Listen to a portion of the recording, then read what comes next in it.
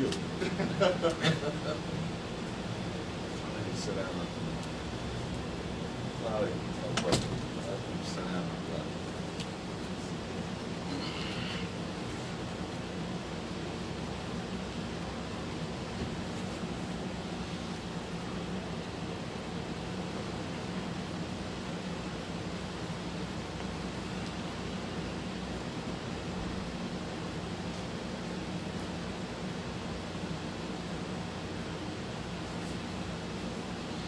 بسم الله الرحمن الرحيم الحمد لله رب العالمين والصلاة والسلام على أشرف الأنبياء والمرسلين نبينا محمد وعلى آله وصحبه أجمعين ما بعد.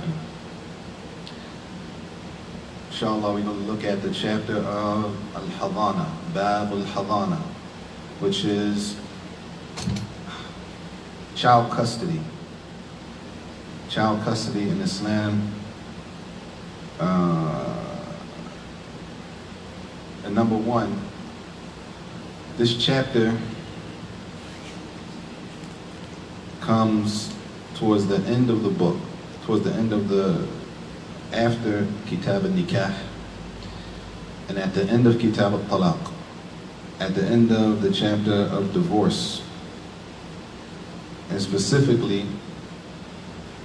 after the chapter or under the chapter of al-Nafaqah, the chapter about Kitab al-Nafaqat, who is the obligation of spending on the different members of the family. Whose obligation is it to spend on who? And this is towards the end, after the pillars, Kitab al-Tahara, and after the ibadat, and after the chapter of buying and selling, and after the chapter of nikah, all the way towards the end. And it comes specifically after the chapter Fi Nafaqat al-Baha'im, the chapter of spending on, if you have animals, if you own animals, how to treat the animals. Then it comes Bab al-Hadana, child custody. And it's a couple things, as it's going to be summarized. We can't do it all in a Saturday in one day. So we're going to try to deal with the issues that are most relevant to us, most relevant. Tayyib. Number one, in this chapter, a lot of things in this chapter are relative. A lot of things in this chapter are relative, meaning it's not black and white. There's room for differing. There's room for case-by-case situation. Case-by-case situation. So what they do is, the ulama gave an outline, a general outline. It doesn't mean it's 100% this way. It could be in some situations when we come across them that the opposite is the better situation. Tayyib? And it's important to pay attention to the words that they use, because they use specific words for intentionally. Tayyib? Number three, this is a chapter in the chapter of fiqh, which means there's room to differ. That it's not black and white. Other ulama scholars may look at the same text and come up with something different. They may use other dalil, other angles of other proofs and evidences to come with something else. This is not a black and white. If you don't, whatever you hear today is it, and you go outside of here, and anybody doing anything other than this is wrong, or is going against the sunnah. That is room in these situations, these chapters. There's room for different, as we're going to see, inshallah ta'ala. Tayyib. باب الحضانة وهي حفظ الصغير ونحوه عما يضره وتربيته بعمل مصالحه.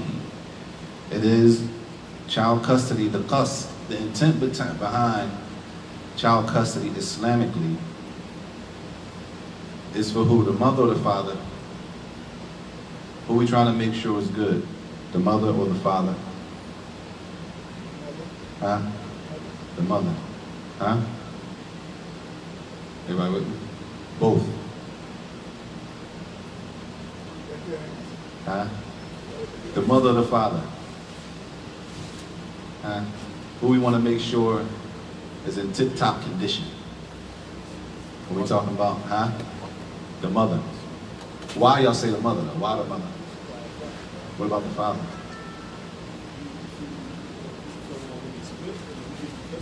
Yeah.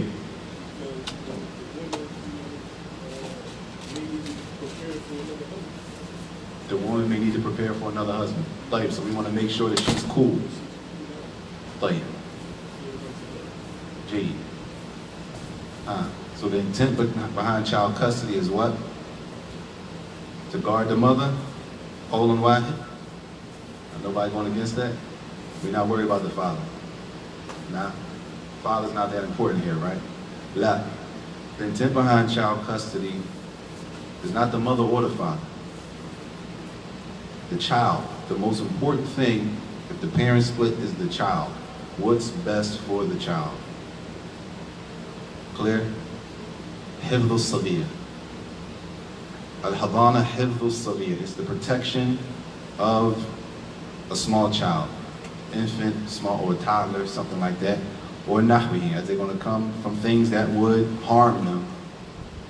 Right? And the upbringing based on what is the best for the child.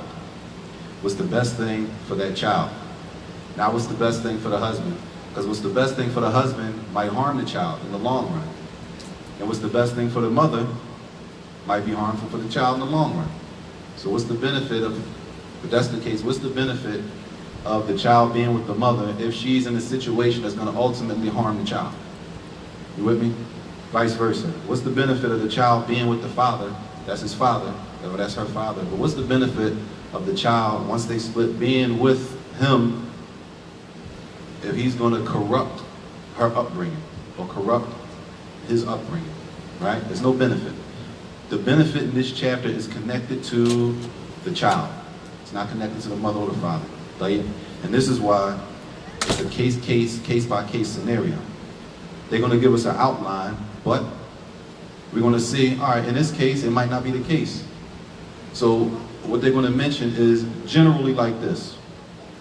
Do you find things that go against this? Yeah, because somebody could sit here and say, well, I know such and such, and that wasn't the case. Maybe. But generally, they're basing it on the general, was generally understood by people. طيب. He says, تجب الحضانة لحفظ الصغير ومعتوه ومجنون لأنهم يهلكون بتركها ويضيعون. They mention three people. The small child, the mentally challenged, right? And that's on different levels, right? It doesn't necessarily mean that everybody that's mentally challenged can't function, right? But they're on different levels. And the one who can't function on their own, right? So they're disabled. The child is disabled. They can't function on their own. That what Islamically obligatory. It's obligatory that somebody takes care of them. Wajib. Everybody with me? You talking about, let's say if that was your daughter?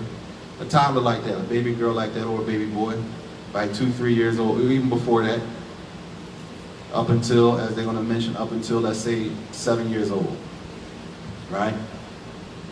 During that time, if those children are not taken care of, if somebody doesn't look out for them, then what happens to them? Destruction. They use the word destruction. Something bad is going to happen. It's not going to be good for them. They can't fend for themselves. They can't go cook for themselves and things like that. Somebody has to be there for them. Clear? Everybody with me? So the chapter is things regarding what's the best thing, protection-wise, and the upbringing. Tarbiyah. Raising them, teaching them adab, teaching them how to behave, of course teaching them the deen, teaching them what they need to survive. As he says in the sharh, in the explanation, adani. What? Making sure that they wash. Making sure that they wash up, that they know how to wash up and clean themselves. Right?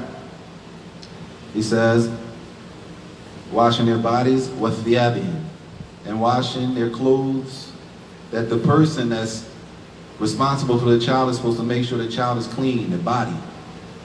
The clothing is clean. This is all the things that we might look at as, okay, that's obvious, right? But this is the obligation. And for the person who the child is in their custody, this is their obligation. It's their obligation. If the child is in your custody, it's your obligation to make sure that their hygiene is up to par, that their clothing is up to par. They even mentioned dahni, the greasing the hair, so that they're presentable. All of that falls under their protection and what's best for them. And that could be an issue that could change from society to society, right? In our society, and I'm saying this because it's a difference. Haircuts mean something, right? In our society, haircuts mean something. And I'm saying that specifically because in Saudi, haircuts don't really mean that much. It's not that deep like it is with us. You with me? It's not that deep like that because anywhere you go, generally, their custom in their society, anywhere you go, you're going to have something on your head covering your head anyway. So nobody's going to be looking at your line and if you're woofing and all that. That's not even going to be an issue because you're going to have on at least kufi taqiyya, or you might have a whole scarf on where nobody's going to see that anyway. You with me? So in that case, what we have to pay attention to, it might not be that important to them, right? For a child under a person's custody. Tayyib. If those people, those three are not taken care of, then they can be harmed. The toddler or the infant up to like 7, the one who has a mental disability, doesn't mean they can't function at all, but they have somewhere they might need somebody to look out for them. Or the one who totally can't function alone. That the obligation is that it's obligatory for them to be taken care of. Tayyib. It says, وَالْأَحَقُّ بِهَا The one who has the most right for the child is who?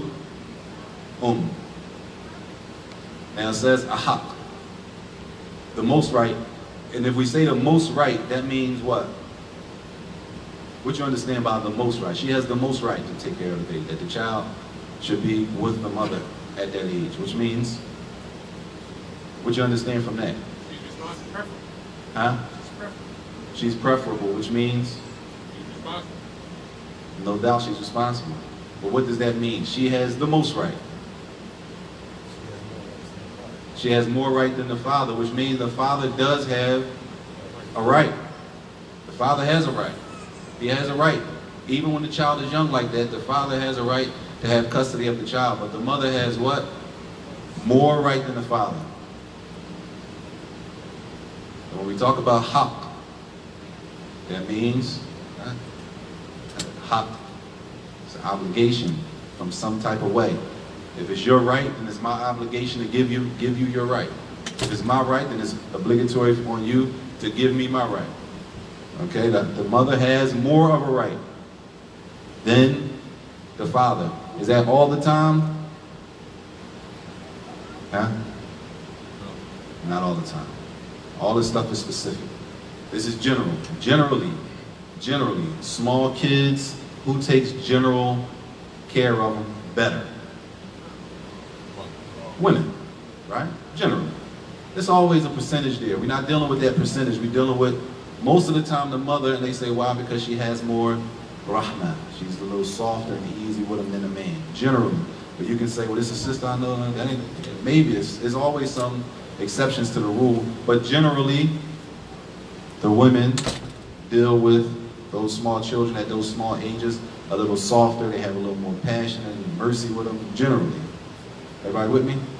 Because that's not 100%, not 100%, but generally. طيب. لقول عليه الصلاة والسلام لقوله عليه السلام أنت أحق به ما لم تنكحي.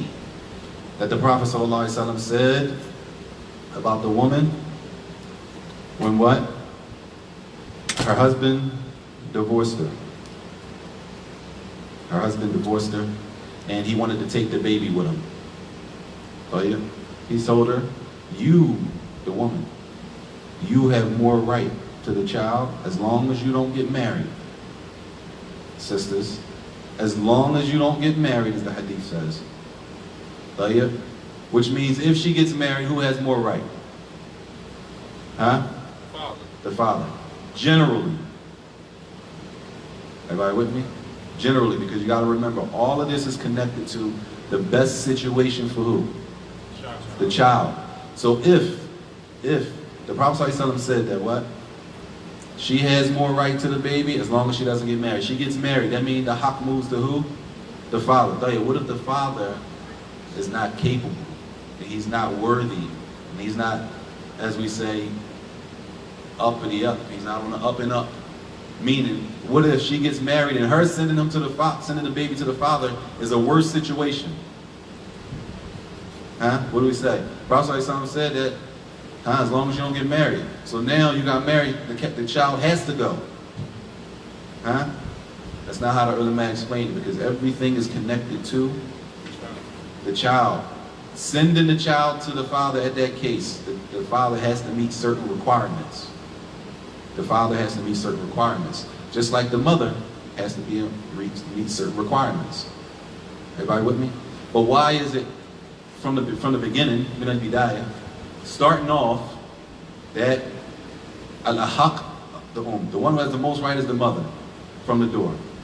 Tell you why the Prophet ﷺ said, you have the most right talking to the woman, anti ahaq madam tankahi, that you have the most right as long as you don't marry. And then they say لأنها أشفق عليهم, أشفق عليه, because she has more mercy and more compassion with those younger children. As the women in general, that's the general case. That's generally, we can always, we're not talking about the exceptions. طيب.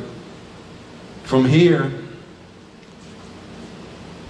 and for its sake of time, because this could take a whole, to understand it.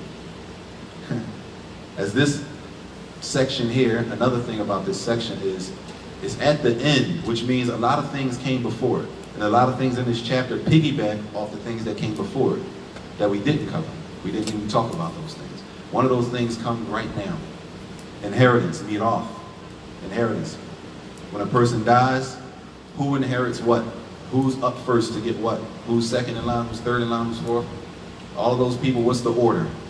Like that same order of inheritance is used here. The parents split, who should the child go to? Number one, the mother. Number two, father. Easy. Sah. Jamil. The father. Number two, not the father. It's flipped. In inheritance, the person that has the most right, or who is put forth, are the males. You with me? Quickly, in the chapter of inheritance, the males are put forward. Anybody know why? And this is an argument that a lot of non-Muslims use who attack Islam. They say, why in the inheritance in Islam, the man gets double and the woman just gets this small third, and the man gets, y'all ever heard that? Huh? Why is the males put forward above the females in the chapter of inheritance? Huh? Take care of them. Huh? He's going to take care of them. Say it again? He's going to take care of them. Who's going to take care of who? The man is going to take care of them. The male is going to take care of the woman. Sahih? Generally, that's the rule. If a woman, let's say, your sister, who's responsible for her father? If her father dies, who's responsible for her? Her brother. Somebody's always taking care of her. Financially, everything that she needs, she always has a guardian over her, whatever she needs. It's always a male there. As long as there's a male there, somebody's going to take care of her, even if it's financially. You with me? If the brother dies and it moves to someone else, another male, tayyib. She reaches age, she gets married. Who's taking care of her? Her husband. Somebody's always there financially to take care of her. So that inheritance, which could be wealth, could be financial, it's more needed by the man because the man is in the opposite situation. The males are always Spend it. So if I have sisters, I'm going to be spending until either I die or she gets married. And then the responsibility is off me. But when she leaves, I got another sister. When she leaves, I might have to take care of my mother. So the male is always in need of that money to be taken care of financially. Tayyib. In this chapter, it's flipped. The males are not put forward, the females are put forward. Why? There you are. Because the females in general have more compassion and mercy with smaller kids. Right? Everybody with me? In this chapter. Tayyib. So it doesn't move from the mother to the father immediately. It goes from the mother and it goes what they call the usul of people. It goes from the mother and it goes up to who? The grandmother. Now you got to be specific now. The mother's mother. The grandmother on the mother's side. Not just the grandmother. We say grandmother, and that's why sometimes when we first did this, especially it was confusing. You got to figure. We say aunt. But they have a word for aunt on the mother's side, and they have a word for aunt on the father's side. It's not, they got cousin. It's two different words. We say cousin, they got two different words. So you got to figure out who's who and try to match everything up. It goes the mother, it goes up to the mother on the grandmother on the mother's side. Everybody with me? It goes from the mother, not right to the father. From the mother, then it goes up to the grandmother on the mother's side. Tayyib. It says, ثُمَّ أُمَّهَاتُهَا الْقُرْبَ فِي الْقُرْبَ. Our mothers. لِأَنَّهُنَّ فِي مَعْنَ الْأُمِّ. Because what? They take the place of the mother. They take the place of the mother. On the mother's side, they take the place of the mother. And the mothers in this chapter, the women, the females in this chapter are put before the men. So instead of doing what? Taking the grandmothers from the father's side, right? Because there's grandmothers over there too. You take the grandmothers from the mother's side. This is assuming they meet all the conditions. And we won't go too far into this because there's a lot of them. And most of us, honestly, our situation, most of our families don't meet the conditions or requirements to follow this step by step anyway. Okay? Because number one, it's assuming that they're all Muslims. Assuming that they're all Muslims, okay? And there's a lot of them. It goes from the mother, and we'll just mention the first couple. Tayyib. After her grandmother's end, it might go to her great-grandmother, maybe her great-great.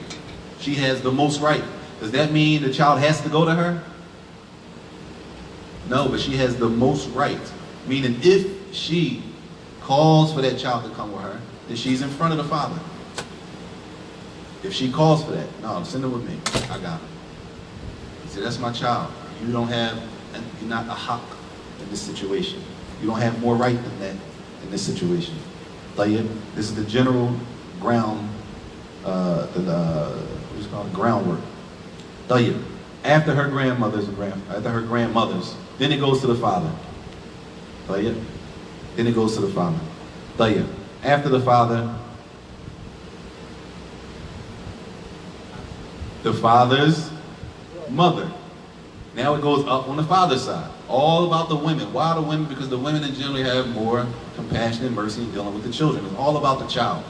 Now it doesn't necessitate that they are the best people for the job, but if they are, then they're put forward first. Everybody with me? Tayyib? Tayyib. The grandmothers are gone. No grandmothers. Who does it move to? Huh? The greats are gone. All of them. Grandfather, which is a male, now goes to a male. Tayyib. No grandfather. And it comes down. It was going up, which are the usul, because that's where it starts. Now it comes down and it goes to the sides, the hawashi they call them. Now it goes to the sister. Any sister? Huh? You got sisters. Huh? The strongest is the sister that you have, and y'all have the same mother and father. This is the strongest. Al-ukhli abawain. If you and your sister have the same mother and father, that's the strongest. You and your sister can have the same mother and different fathers. That's a little weaker. Or y'all got the same father and different mothers. It's not the same as y'all having the same mother and father. They don't hold the same weight. When it comes to inheritance in this, it don't hold the same weight. You with me? So it goes from the grandfather to the sister that the child has from both parents. That child and his sister, they have the same mother and father. Everybody with me? We're going to stop after a couple and move on to the next issue. Thumma. Now y'all tell me. After the sister from the same mother and father, who will come next? The sister that they have from the father or the sister that they have from the mother? From the mother. The female janib is always put first in this chapter. So then comes the sister that they had the same mother. Maybe they had the same mother but different fathers, right? And after that, the sister that they have the same father and different mothers. And then it goes on to aunts from this side and aunts from the other side, from the mother's side, to the end of it. But we won't spend the whole time on that because most of us don't fit that requirement anyway. But just to show you how serious it is, that it's a specific order. It's not haphazard. That's mine. Give them, bring them here. It's not like that. It's all about the child, especially if the person that's calling for the child, they may not even be ahlan, as they say. They may not even be in position to raise a child. They can have a child, but they might not be in position to raise a child and take that child under their custody. طيب. At the end, if none of those people are available, then the hakim, the overall ruler of that country or that area, which for us is a whole nother situation. طيب. Now they speak about what if the people who are in those orders وإن امتنع من له الحضانة منها أو كان من له الحضانة غير أهل للحضانة انتقلت إلى من بعده. If those people are not worthy or they're not there, something happens where the mother, for example, she should be the first one, right? But what if something happens and the mother's not there? Who does it go to?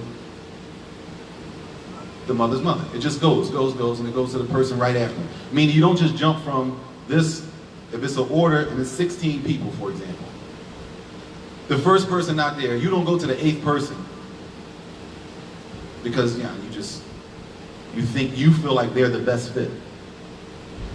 And maybe people before them that are better qualified for the job. If nobody else is qualified, that's one situation. If it's people qualified, number 2, 3, and 4 could do it. And they might be better than number 8. Right? You don't just skip. It doesn't just skip from 1 to 8 like that. No, it goes in order. Whoever's not there, they can't take it, or whatever the case may be, it goes to the one next in line. The one next in line, the one next in line. It's in order. It's not haphazard. It's not all over the place. It's a systematic, and this is based off inheritance. It's based off the line of inheritance. طيب. He says, وَلَا حَضَانَ. And there is no custody for these people now. There's certain people that they don't deserve any custody. Right? وَلَا حَضَانَ لِمَنْ فِيهِ رِقٌ وَلَوْ قَلَّ. If a person is a slave, right? Then a slave doesn't have any hadana right. They don't have any custody rights. Literally, a slave doesn't have any custody rights. Right? لِأَنَّهَا وِلَايَةٌ وَلَيْسَ هُوَ مِنْ أَهْلِهَا. Because being over a child or a child being under our custody is a form of leadership, wilaya. Right? And a slave doesn't have that anyway. The slave is owned himself or herself. So they don't have the right to take someone under their care, and they themselves are not from the people who are in a position of leadership or to own something, because they are owned. طيب ولا حضانة لفاسد, or for the disobedient person, for the one that's disobedient, that they don't have the right to child custody. Now disobedience, fasid, that's a whole issue in itself. Disobedience. For the one, we say shout out, right? Say he shout out, or she shout out. I don't want to send my child, my baby with it because she shout out. But that's too general. We got to stop accepting that type of language. You can say if she shout out, what's she do? Literally. What's shout out about? And usually, a lot of times, the answers are not things that would negate this. are not things that would negate her right to child custody. And this is the same thing in the chapter of marriage for the wali. That the wali of a woman has to meet certain requirements. And if he don't read the requirements, then it goes on to the next person. So sometimes the sisters will say, well, who's your wali? My father. Your father's Muslim? Yeah, mashallah. He shot out though. So I went and got another wali. Like, how you do that? What's shout out about? What's shout out about your father that you removed his Islamic right and gave it to somebody else? What's the shout out part? Oh, well, he prayed down such and such. And you know you know how they are. Allah Mustaan. You basically remove the right of a person based on the masjid they pray in. It's mushkila, it's musibah. Ignorant. Ignorant, not the person. Ignorant meaning we don't know. We don't know things, so we end up oppressing one another because we don't know. Because he prays somewhere he's not qualified to be your wali, your father, your Muslim father that raised you to want to practice Islam, and you want to get married, you out here trying to get married, you remove his whole right because he prays somewhere else? Fasiq. They'll say that bid'ah, it's fisq, it's disobedience, which it is. What's this bid'ah? They was doing something. I came to the masjid. They was dhikring for the Eid. It's from the Sunnah. Like, our ignorance a lot of times, we oppress one another not knowing. I'm not saying we intentionally want to hurt people, but we don't know. So we just do what we think is the best thing to do and end up oppressing one another. Same thing here. That the fasiq, the disobedient person, don't have rights to have a child custody. Meaning, we all know, if the mother and the father split, right, it's a battle. It's a battle. I don't want them going there. Why not? She shot out. What's the problem? Sometimes they say she don't even cover. She doesn't cover. She was wearing hijab. She took off her hijab. My daughter, I don't want my daughter around there. Some things are understandable, right? Some things could be understandable. It's an argument. It's arguable. We can argue that. You know what I'm saying? Tayyib. They say the fasiq, the disobedient person, they say لِأَنَّهُ لَا يُثَقْ بِهِ فِيهَا. That if a person is disobedient, we can't trust the disobedient person to take care of that child. We can't really trust them to really do what's best interest for that child. Right? I say, وَلَا حَضَانَ لِكَافِرْ عَلَى Muslim. And there's no custody for the non-Muslim over the Muslim child. The non-Muslim over the Muslim child. طيب. كَوِلَايَةِ النِّكَاح. The same way it is in the chapter of nikah. That the wali of the Muslim woman has to be a Muslim. The wali of the Muslim woman has to be a Muslim. Which means if her father isn't Muslim, that doesn't mean he has to be shut out of the total marriage process. Like you go home, you married, your father don't even know you married. Like, he can't know what's going on. He can't know the procedure. He should at least know what's going on. There's no problem with them knowing. Even though he's not a Muslim, he can know our procedure. He can know how we're going to handle things. He can meet the person that's going to be in charge of his daughter. There's nothing against that. Him meeting you went and chose a wali, sister goes and choose a brother. Well, who is he that now this man is getting ready to take over my responsibility or his responsibility because he's not Muslim? He can meet him. There's nothing negating that. There's nothing negating that. But it's the same idea that the custody wouldn't go to a non-Muslim over a Muslim child. Tayyib.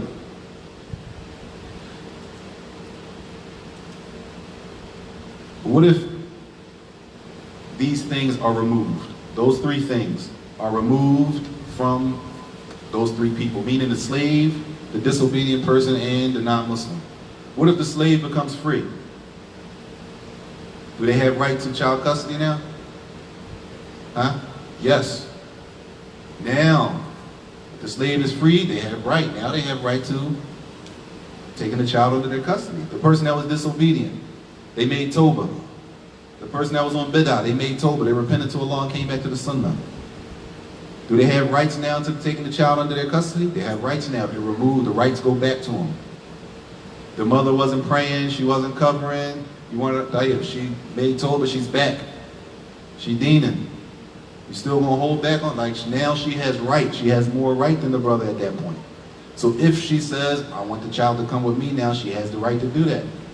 If she made Toba, right? When those things are removed, those 3 blocks, as we say, or these things that are preventing them from having the right to remove, then they have the right for the child to go back. Everybody with me? Clear? Tayyib.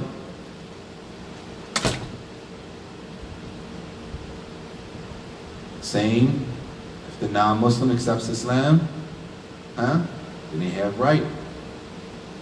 They have right. They have right. The non-Muslim accept Islam, they have right. Tayyib.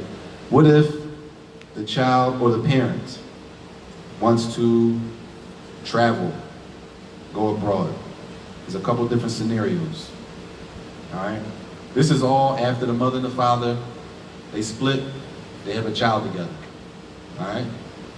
He goes and gets married. Maybe she doesn't get married yet. Point being, let's assume in this situation, in arada ahda abaway, one of the parents want to travel. Does the child go with the parent or does the child stay? Everybody with me? This is the picture. One of the parents wants to travel. Does the child go with the parent that is traveling, or does the child stay with the parent that isn't traveling?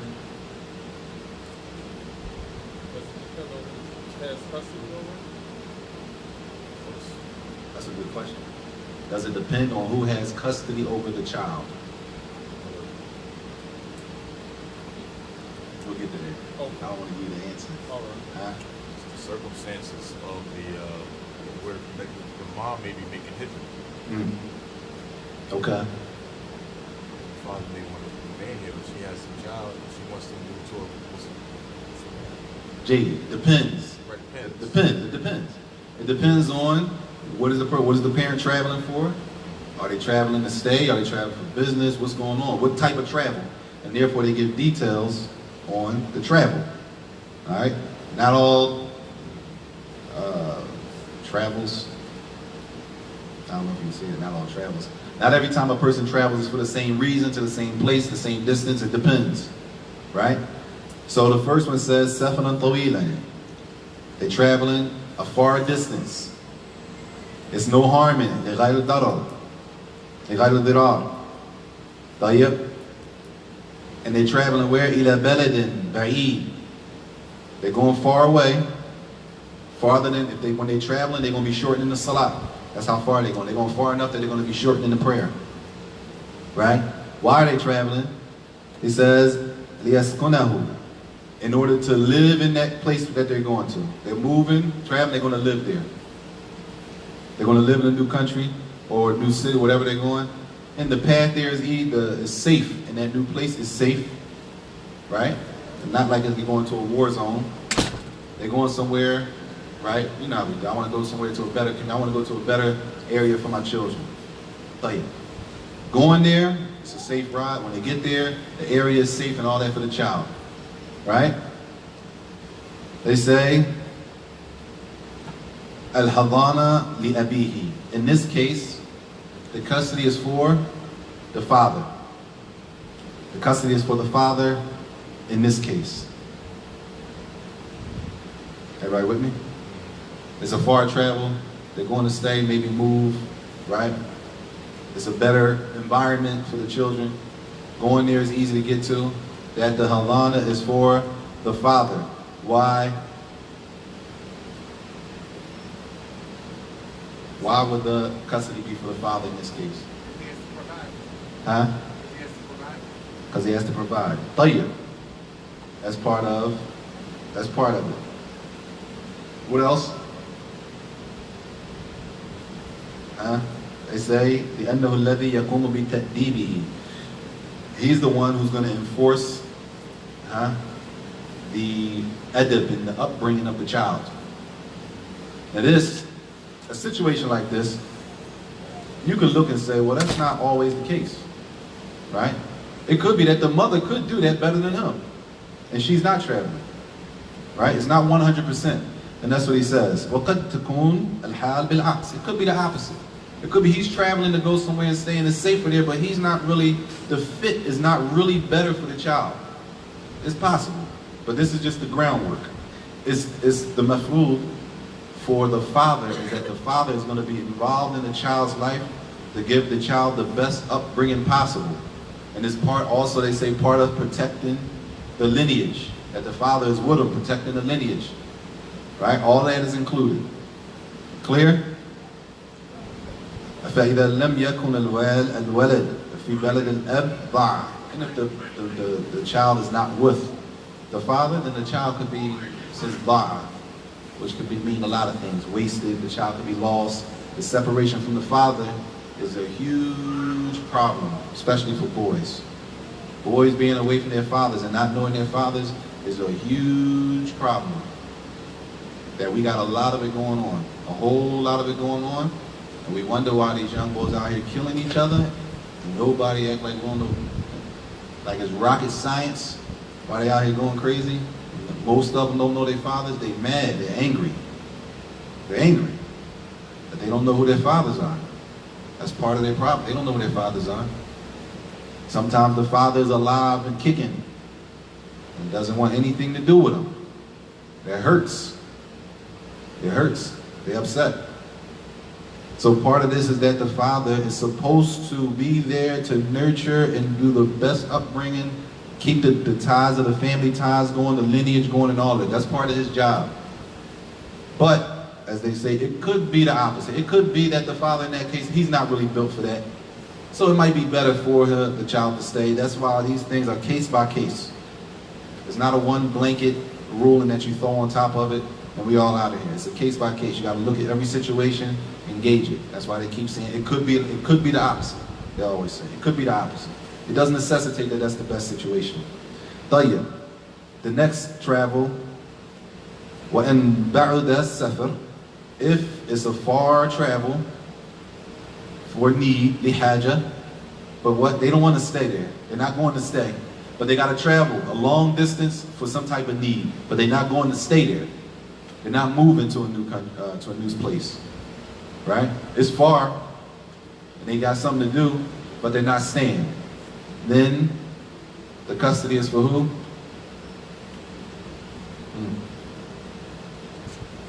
The one traveling or the one staying? The one staying. The one staying. Meaning, one of the parents, they're going to travel. They have some business, they have to take care of something. It's far, but they're going to take care of business and they're coming back. Do we send the child with that parent to travel that distance and to go through all of that just to come back? No, they say the muqim. فَمُقِيمٌ مِّنْهُمَا أَوْلَى. Can the child go? The child can go. Well, who has more of a right? Who should the child stay with? More of a right is the one who's staying. They're in their element. Nothing's changing. They're comfortable. They're used to what they're doing. Right? Everybody with me? Protecting the child from the harms of traveling. Because traveling can be difficult sometimes, depending on where you're going and what the situation is. Everybody with me? Wadah? طيب. Another travel that is close. Qarub. They're going to go. It's a close travel. It's not far. It's close. And they go in there and they're coming back. Do we send the child with them? It's close. The parent is going there and then coming back. Do we send the child? It's close and ain't far. Same thing. فَالْمُقِيمٌ مِّنْهُمَا أَوْلَى. The best thing, remember, all of this is the best thing for the child. Why put the child on a mission with the parent that's going to handle some business? Possibly some of the places they're going are now child-friendly, right? It's a hardship. It could be a hardship, especially for the child. In this case, the one who's staying, the parent that is resident and not traveling, it's better that the child stays with them. This is the general rule. And like we said, it could be that going with the traveling child is better, dependent. Everything has to be looked at case by case. طيب. The last one. Oh, it's a close, they're traveling, it's not too far, and they're traveling in order to stay. They're going somewhere to stay. They're going somewhere to stay. They're moving. Let's say they're moving, but it's not that far, right? He says, فَالْحَضَانَ لِأُمِّهِ لِأَنَّهَا أَتَمُّ شَفَقًا وَإِنَّمَا أَيْهَا طيب. In this case, they're moving, but it's not too far, that the halana, the custody, is for the mother. They're moving, and it's not a far distance, it's not a traveling distance, it's not that far. If you notice, all of this stuff is case by case. Generally, the women, the females, have more of a right. But it could be that the father has more of a right in this situation. Right? Because sometimes brothers get upset. Yo, she keeping my son from me. Right? She won't let me see my son. They're going to get to that here. They're going to get to that here. طيب. The boy, this is another mas'ala. The boy reaches 7 years old. Right? The boy reaches the age of 7. إذا بلغ الغلام 7 سنين كاملة عاقلا خير بين أبويه. The boy reaches 7 years old. He's fine mentally, right? That he does what? Who does he go with, the mother or the father? The boy reaches 7 years old. We know up until 7, the best, the one who has the most right, is the mother. The boy reaches 7 years old. Who has the most right now? Huh? He's able to choose between the mother and the father. He has the right to choose between the mother and the father. It's not that he's 7, he got to come with me. He's 7 years old now, he got to come with me, and you're oppressing me by not letting him come with me. Right? That at 7, the boy, we're talking about the boy has the right to choose between the two parents. واضح? This is based on قضى بذلك عمر وعلي رضي الله تعالى عنهما. As Umar ibn Abi Talib and Ali radiallahu anhuma, they both, Umar ibn Khattab and Ali ibn Abi Talib, they both rule with this ruling that the 7-year-old boy has the right to choose between the mother and the father. طيب فكان مع من اختار منهما. So whoever he chooses, because it's about the child being comfortable. Whoever he chooses, he goes with that parent. Right? طيب. What if he chose the father, or when he chose the father, right? This is the boy or the girl? This is the boy chooses. We're talking about the boy. Like he chooses his father, it says, فَإِنْ أَخْتَارَ أَبَاهُ كَانَ عِنْدَهُ لَيْلًا وَالنَّهَارًا وَلَا يَمْنَعْ زِيَارَةَ أُمِّهِ. If he chooses to be with his father, then he is to be with his father day and night. Day and night. And he's not to be prevented from visiting his mother. Because he chooses the father doesn't mean we have the right to keep him away from his mother. That doesn't necessitate that we have the right to prevent the boy from going to see his mother and visiting his mother. Even though he stays with us at our house and sleeps at our, even though he does all of that, that doesn't mean that the man has the right to prevent the child from going to visit their mother. Important, because we don't want to fall into oppressing the sister, oppressing the mother, right? And they're going to talk about that as preventing the child from visiting the other parent is an encouragement to sever the ties of family. It's an encouragement from the parent that you don't really have to go visit her like that. You don't need to be over there, you don't need to, so that builds what? The child builds up to, I don't really have to do that. And he ends up going down the path of which could lead to leaving off or cutting the family ties. طيب. So if he chooses the father, then he shouldn't be prevented from visiting the mother. Number one, if the boy chooses the father, he's with the father day and night, and he's not to be prevented from visiting his mother. He can still visit his mother, no blockage on that. طيب. وإن اختارها كان عندها ليلا وعند أبيه نهارا. And if he chooses his mother, the 7-year-old boy, he chooses his mother, right? Then he is with his mother at night. His sleeping quarters is with his mother. But he's where during the day? With his father. What's the benefit of the boy being with his father during the day? Trade. Huh? Learn how to be a man. Learning how to be a man. Put it simple and plain. That's what he's supposed to be doing. The father is supposed to be teaching the boy how to be a man. And if the father is taking the boy and dropping him off at somebody else's house, who really shouldn't be watching the child, then it's possible that in that case, it's better for the child to stay with the mother. You understand? It's possible that, okay, in this case, he chose the mother, right? Which means that his sleeping quarters, he's going to be staying with his mother at night. That means the father's going to be making sure that he gets back to his mother every night, right? Which means during the day, the goal is that the father is teaching the boy how to be a man, teaching him deen, teaching him adab, teaching him a trade, teaching him how to be a man during the day, when he can. Like, what if during the day the father doesn't even have the ability to do that? The father's taking him and dropping him off somewhere worse than his mother's house. You with me? It doesn't necessitate that the father has to take him. That's why everything is a case by case. طيب. It says here, لِيُعَلِّمَهُ وَيُأَدِّبَهُ. To teach him, teach the boy. طيب. وَإِنْ عَادَ فَأَخْتَارَ الْآخَرَ نُقِلَ إِلَيْهِ. طيب. Let's just say, for example, he picked the mother. Right? He picked the mother. That means he's staying with the mother at night and with the father in the daytime. 6 months go by, 7-year-old boy. 6 months go by, he said, I want to go live with my dad. Can he do that? Huh? You got a choice. Can he do that? Who is it about? Is it about the mother being comfortable or the father being comfortable? Child. It's about the child being comfortable.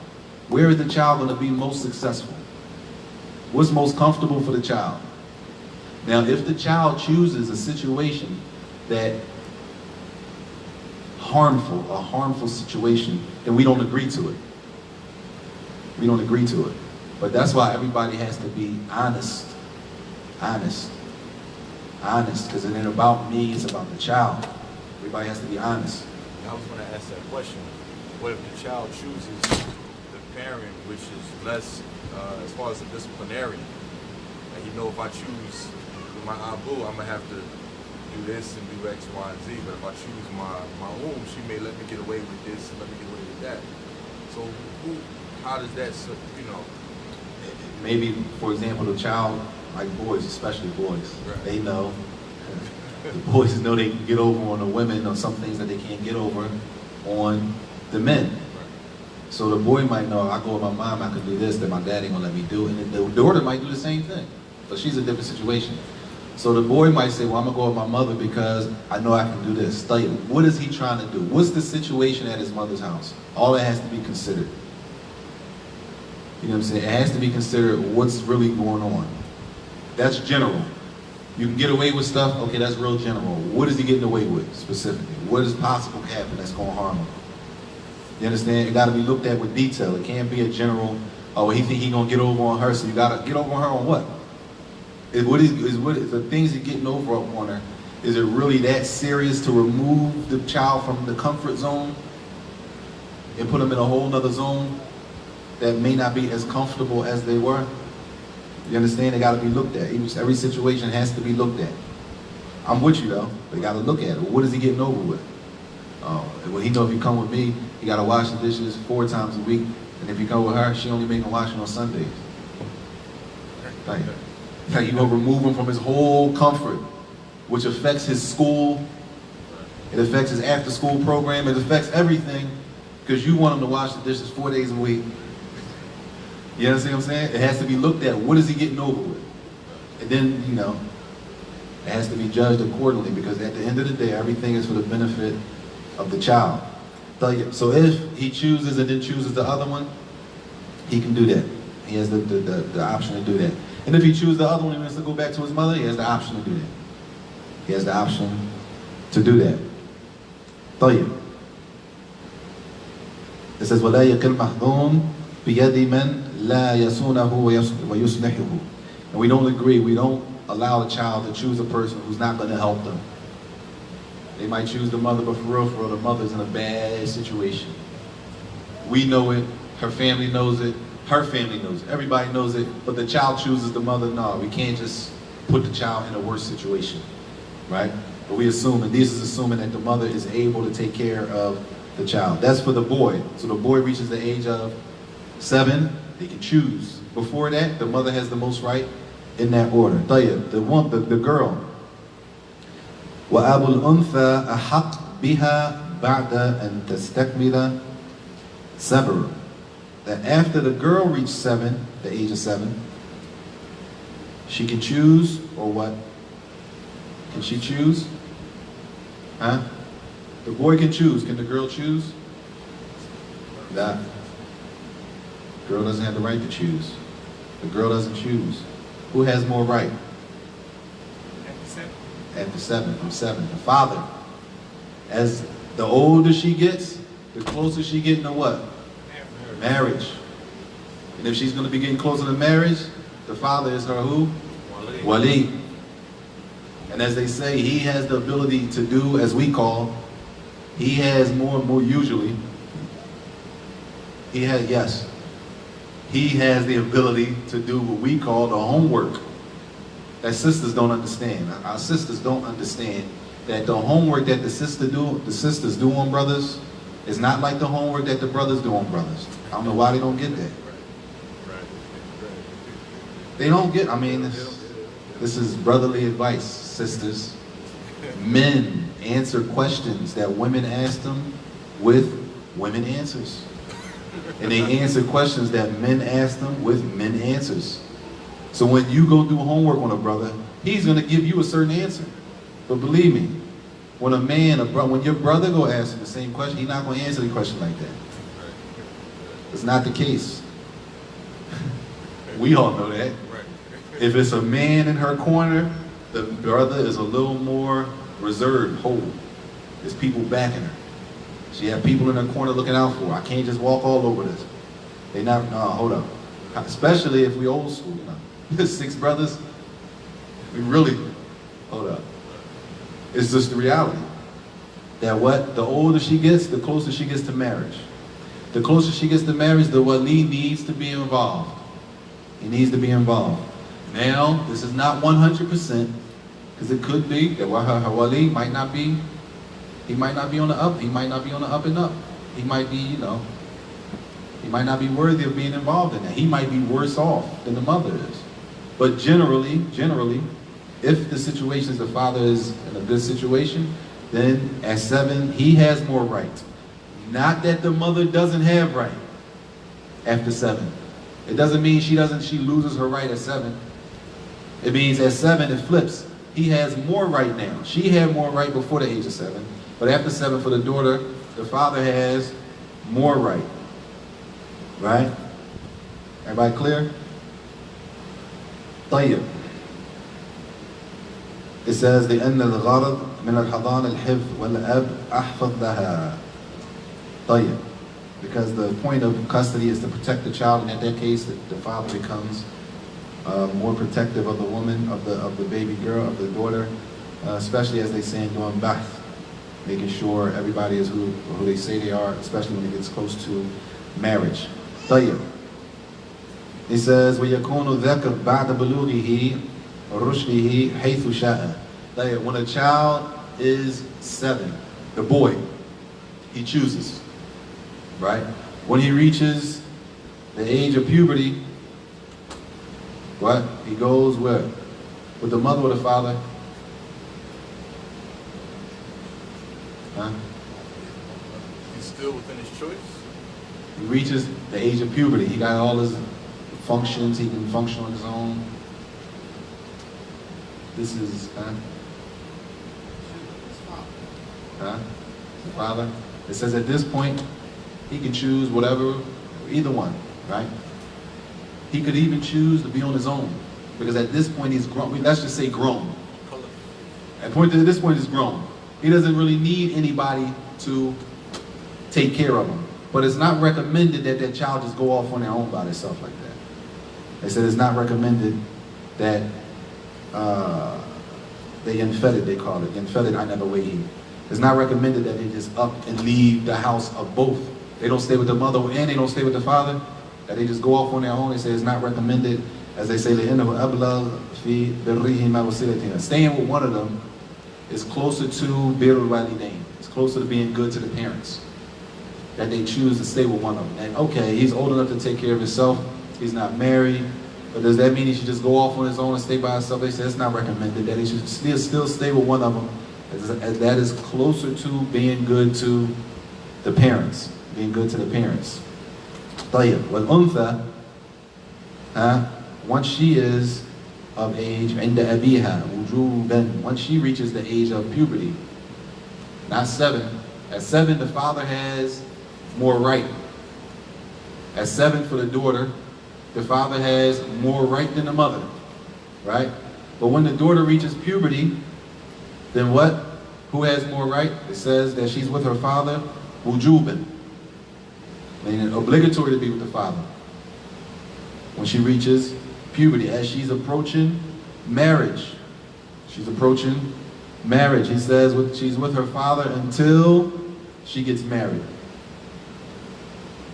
Until she gets married. So she has 3 situations. The daughter. She's a young infant or a toddler. The mother has more right. She reaches the age of 7. At the age of 7, the father has more right, which doesn't mean she can't. There's more right. That doesn't remove the right of the mother. She reaches the age of puberty. She needs to be with her father, wujuban. As she's at that point reaching the age, she's approaching the age of marriage. The person might say, well, she's not getting, we don't know when she's getting married. She could be married before she's 20. She could be married after she's 20. Point being, at that point, the wali needs to be there. Especially, we're talking about a split household. We're not talking about the parents living in the same house. He says, with the father until she's married. Because the father, أحفظ لها وأحق بولايتها من غيره. Because he has more of a protection over her. And he has more right, as he is the wali, he's the guardian. He's the guardian, the wali of that woman when it comes to marriage. And it says, وَلَا تَمْنَعِ الْأُمْ مِنْ زِيَارَتِهَا إِن لَمْ يَخِفْ مِنْهَا. And that doesn't mean, because she's with her father, that we prevent the mother from coming to visit. At no time does Islam encourage one parent shutting the other parent out. And it says here specifically that, especially if there's no fear that the mother's going to come and cause a problem. If it's fear that the mother's going to come and cause a problem, then that doesn't mean still that you encourage the daughter to cut her mother off. But the visits may have to be in a different, supervised visit, maybe out public in an area where she won't act too crazy. Same thing for the father. It's not encouraged because the child is with the other parent that we shut the other one out. So if he's with the father, or the mother doesn't get any rights, he doesn't call her, he doesn't go to visit her, doesn't see her for months at a time, nothing, because he's staying with the father and I have more right because you reach this age. Islam doesn't encourage that at no time. As they keep mentioning everyone, that doesn't prevent the mother from visiting. That doesn't prevent the child from visiting the mother. That doesn't prevent the child from visiting the father. That doesn't prevent it. The fact that the child is with one parent doesn't prevent the child from visiting the other parent. The fact that the mother has more right doesn't mean the child can't visit the father. Or opposite, or the ox. طيب. And he says, وَلَوْ كَانَ الْأَبْ عَاجِزًا عَنْ حِفْظِهَا وَيَحْمِلُهُ لِإِشْتِغَالِهِ عَنْهُ أَوْ قِلَّةِ دِينِهِ وَالْأُمْ قَائِمَةٌ بِحِفْظِهَا قُدِّمَتْ. If the father, مثلا, for example, she reached puberty, right? If she reached puberty, then the father, if she's with the father, wujuban, obligatory. As she's approaching, getting older and older, closer to marriage. Tell you, what if the father's not able to take care of her? He's not really able to look out after her. Look out for her, right? Let's just say, for example, maybe the father's like older, real old in age. He can't really move around like that. He's not really there all the way. Huh? He's not really there. He's not able to do it. Or he's cool, he's physical, but he's busy. He doesn't really have the ability to really pay attention to his daughter that is of age to be married. He's not really, doesn't have the ability to pay attention, to give her that protection that she needs. Or his deen. He has a problem with his religion. There are some things that will remove, right? Huh? If these are the cases, and what? And the mother is upright, she's upright, she's able to do it. The father, the daughter at this point should be with the father, but the father, he can't really handle the responsibility for whatever reason. The mother can handle the responsibility. What do we say? Go with your father anyway because it's obligatory?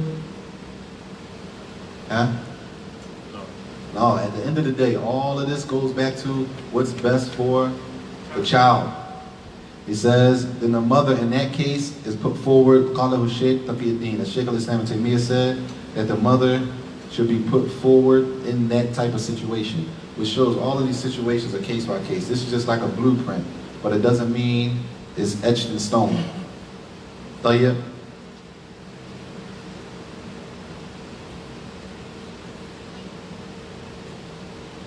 Clear? Tayyib. Huh? Fadl. Okay, but how about if the father has his side is Muslim, like this, his father is Muslim, or he has brothers. So the automatically, we want to go up. Say it again. His father's Muslim? Like say, okay, he's not fit, the father's not fit. But he has Muslim father, Muslim brothers. When we go up, it's still Wali. At that point in time, he's not able. The father's Muslim. I don't understand. Okay. The father Muslim, so she should be with her father. It should be with the father. Okay. But he's not capable, right? Tayyib. But that father has a Muslim father, meaning the grandfather, or Yeah. he has Muslim brothers. Shouldn't the child then go to them going up? On the wali, as far as you mean, as far as being a wali. And take care of the child.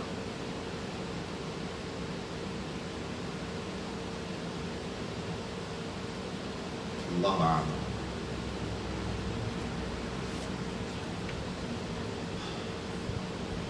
If you're talking about wali in marriage, a wali in marriage, Allah A'lam. Allahu A'lam. This is the mas'ala of what? The father's not fit and the mother is fit.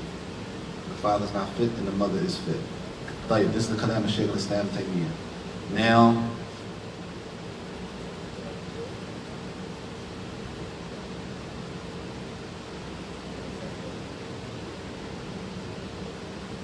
Allahu A'lam. Allah A'lam. I'll leave it there. Allahu A'lam. Tayyib. As far as the daughter, we always know this. I'm grown. That's our term. The terminology is I'm grown. I'm moving out. I'm grown. I'm moving out. So you can't stop her from moving out. She's getting older. You just gotta let her go. Right? They say, وَلِأَبِيهَا وَبَاقِ عَصِبَتِهَا مَنْعُهَا مِنَ الْإِنْفِرَادِ. That the father can prevent her from just going out on her own. Meaning, she doesn't stay with her mother or her father. That she just goes out, gets her own, moves away on her own, and just does her own thing. This takes iman. This takes iman. These masail take iman. That the daughter has to listen and respect the parents enough to respect what they tell her to do. And she's older. She might be 20 years old. That the father tells her, no, don't go there because one thing I fear for you, I don't want you to go there alone. Nobody's out there. Sometimes the women, they just move out. I'm starting over. They go somewhere based on what they see to be the best situation. They move out on their own. They say that the father has the right to prevent her from going to tell her don't go with ma'tu, walau, untha. The father, mutlaqan, the mother, mutlaqan, all the time. As the mother is what? A little more softer, a little more patient, has a little more mercy with those situations than the father. which is not 100%, but that is the general rule. And this is the end of the chapter. And there were some things that we didn't touch, but these were the more major things related to us. Any questions?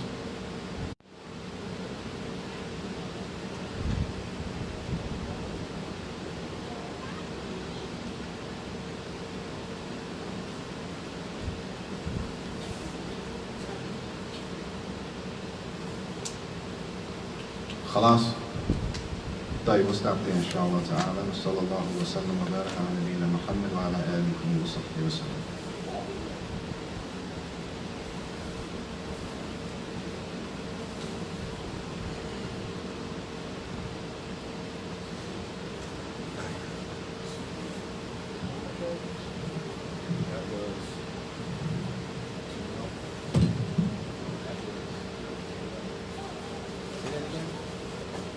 All right.